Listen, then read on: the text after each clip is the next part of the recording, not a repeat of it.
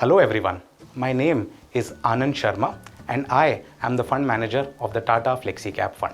First and foremost, what is this Flexi Cap category and what are the advantages of investing in this Flexi Cap category?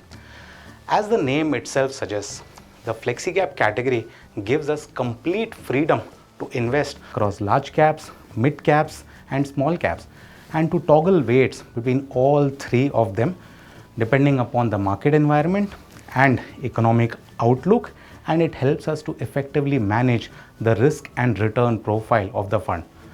There could be times when the fund would be heavily tilted towards large caps, while there could be some other times when the fund could have a higher allocation towards mid and small caps, and that is essentially where the flexibility comes into the picture.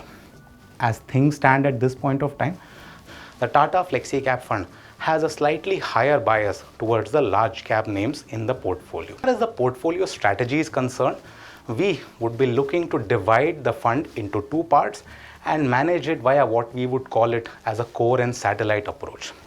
A large part of the fund, called as core, would be focused on buying businesses and companies which can be held for a longer duration of time and where the profitability growth over the next few years is likely to be pretty reasonable. The second part of the portfolio, called as the satellite part of the portfolio, will focus on mispricing that exists across the various stocks and sectors, and we would ideally like to capture it in our fund through some risk-weighted allocation. This part of the portfolio is expected to be pretty tactical and nimble, and we would look to switch across stocks and sectors as soon as the investment objectives are met.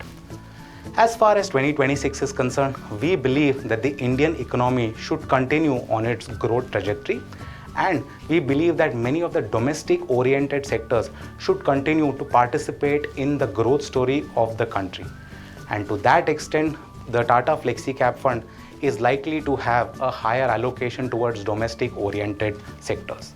Sectors that we like at this point of time in the portfolio include life insurance, cement, which has gone through a period of consolidation and where the next few years are likely to be better in terms of profitable growth, consumption oriented sectors which can continue to benefit from the GST and income tax benefits, large banks which can continue to gain market share and where credit growth can improve over the last few years, and power demand which is expected to improve in the year 2026.